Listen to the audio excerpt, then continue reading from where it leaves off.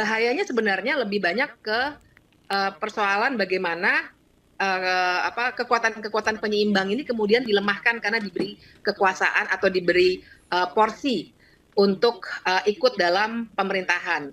Mungkin dia memang tidak punya namanya Dewan Pertimbangan Agung ya. Dia tidak punya wewenang untuk membuat kebijakan. Tapi secara administrasi negara, secara protokoler, secara fasilitas, dia lebih baik tentu saja daripada misalnya komisaris gitu. Jadi nanti mungkin efeknya tidak langsung, tapi misalnya banyak undang-undang yang tidak mendapat kritik yang cukup dari fraksi-fraksi keseluruhan di DPR, mungkin makin minim, nggak ada mungkin hak angket lagi, hak interpelasi, pengawasan sangat minim. Itu dampaknya memang tidak secara langsung.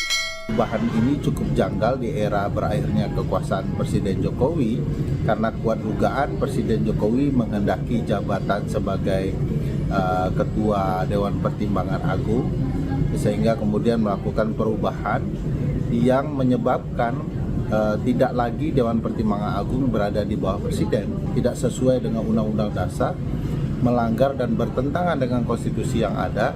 Dan bagi Presiden terpilih ini juga berbahaya karena Presiden tidak lagi dimurnikan kekuasaannya dan Dewan Pertimbangan Agung potensial mengendalikan atau memberikan masukan yang sebenarnya lebih mirip pengarahan kepada Presiden terpilih.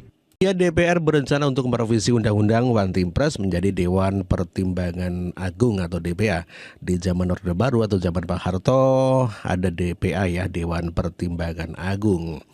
Kemudian pada zaman reformasi DPA dibubarkan diganti dengan Wantimpres dan sekarang akan dikembalikan lagi pada zaman dahulu di mana DPR berinisiatif untuk merevisi Undang-Undang Wantimpres untuk menjadi DPA. Dan inilah pernyataan Pak Joko Widodo. Presiden Jokowi menyatakan upaya revisi Undang-Undang Wantimpres menjadi Dewan Pertimbangan Agung sebagai inisiatif dari DPR. Pernyataan ini disampaikan Jokowi saat melakukan kunjungan kerja di Lampung beberapa waktu lalu. Dari DPR ada usulan RUU Wantimpres diubah menjadi DPA, Pak, Dewan Pertimbangan Agung. Tanggapan dari Pak itu inisiatif dari DPR. Tanyakan ke DPR, itu inisiatif DPR. Sementara itu, tenaga ahli utama kantor staf Presiden Ali Mokhtar Ngabalin bilang, wajar jika Jokowi masuk dalam jajaran Dewan Pertimbangan Agung atas permintaan Presiden terpilih. Yang perlu itu Presiden, tidak ada orang yang perlu di sana.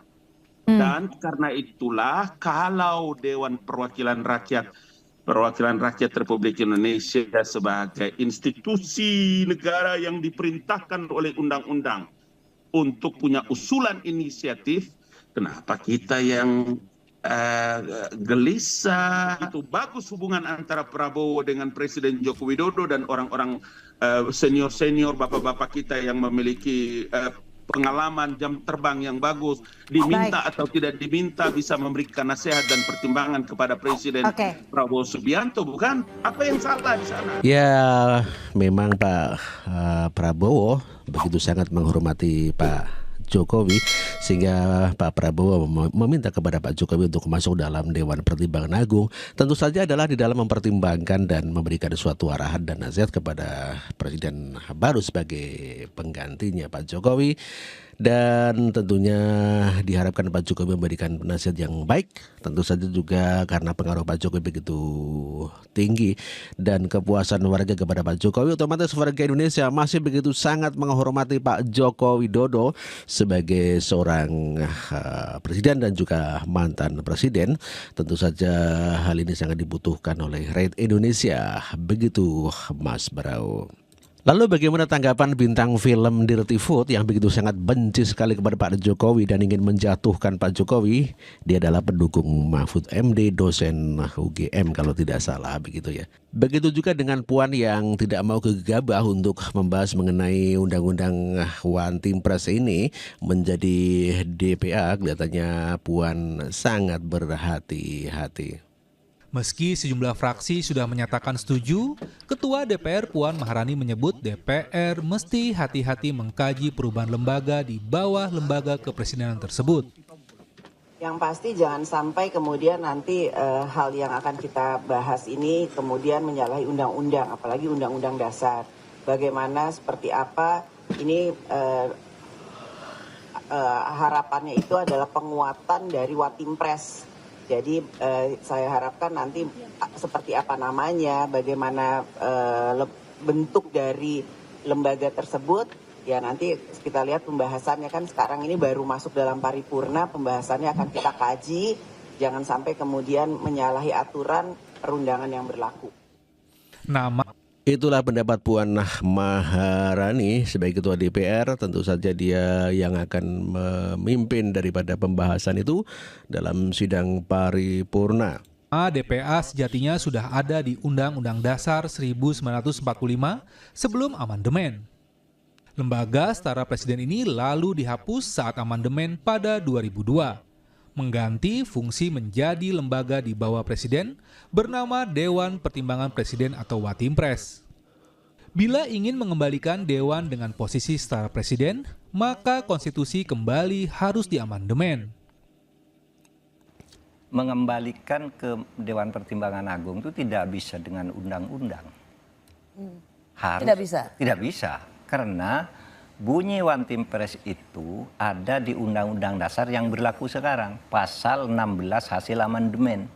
Kalau Dewan Pertimbangan Agung itu lembaga negara yang setingkat. Kalau sekarang hanya mengubah undang-undang, tetap dasarnya itu di bawah presiden seperti sekarang. Kalau mau sejajar dengan presiden harus kembali ke Undang-Undang Dasar 1045 yang asli. Berarti di DPA pada zaman Pak Harto itu sudah ada, dan itu adalah memang murni daripada produk Undang-Undang 45 yang kemudian diamandemen pada 2002 ya. Ini tentu saja mengembalikan kepada Undang-Undang Dasar 45. Ini bagus sekali sebetulnya ini, karena tentu saja spirit daripada Undang-Undang Dasar 45 ini lebih bagus dikarenakan adalah merupakan ya para pendiri bangsa yang membuat begitu ya. Namun demikian pada zaman Pak Amin Rais Undang-Undang Dasar 45 direvisi atau diamandemen sehingga ya terjadilah seperti ini. Si DPA yang hanya mengubah nama diduga sebagai alat posisi tawar buat kekuatan politik di luar pemenangan Pilpres agar tak kritis terhadap pemerintah. Bahayanya sebenarnya lebih banyak ke persoalan bagaimana kekuatan-kekuatan penyeimbang ini kemudian dilemahkan karena diberi kekuasaan atau diberi porsi untuk ikut dalam pemerintahan. Mungkin dia memang tidak punya namanya Dewan Pertimbangan Agung ya. Dia tidak punya wewenang untuk membuat kebijakan. Tapi secara administrasi negara, secara protokoler, secara fasilitas, dia lebih baik tentu saja daripada misalnya komisaris. Tapi itulah tadi wawancara daripada bintang film Bivitri yang merupakan orang-orang para pemuji Jokowi, termasuk adalah Mahfud MD yang di belakang film Dirty Food begitu ya. Ada Bivitri, ada Ferry Amsari ya, yang merupakan orang-orang yang sangat benci kepada Presiden Joko Widodo. Namun demikian Gerindra mengatakan bahwa revisi Undang-Undang Watimpres itu malah menguatkan ya sistem presidensial, ya menguatkan Pak Prabowo begitu kata ya Muzani ya Sekjen Gerindra. Perdebatan lama dalam sistem pemerintahan kita ketika kita mengatakan bahwa Undang-Undang Dasar 45 kita memberi kewenangan yang amat besar kepada presiden sebagai kepala negara dan kepala pemerintahan, tapi kemudian dalam prakteknya ada nuansa parlementer. Karena itu pelan-pelan kita ingin menguatkan sistem pemerintahan presidensil sebagai sebuah pemerintahan yang sudah kita pilih. Maka sebagai lembaga yang dipilih langsung oleh rakyat, presiden merasa perlu untuk melakukan banyak pihak yang ini Pak yang menginginkan Bapak untuk masuk DPA Pak, yang menjadi DPA. Mau nggak Pak? Bapak mau bisa jadi DPA Pak? Ada di warga Solo aja Pak. Sampai saat ini rencana saya masih belum berubah.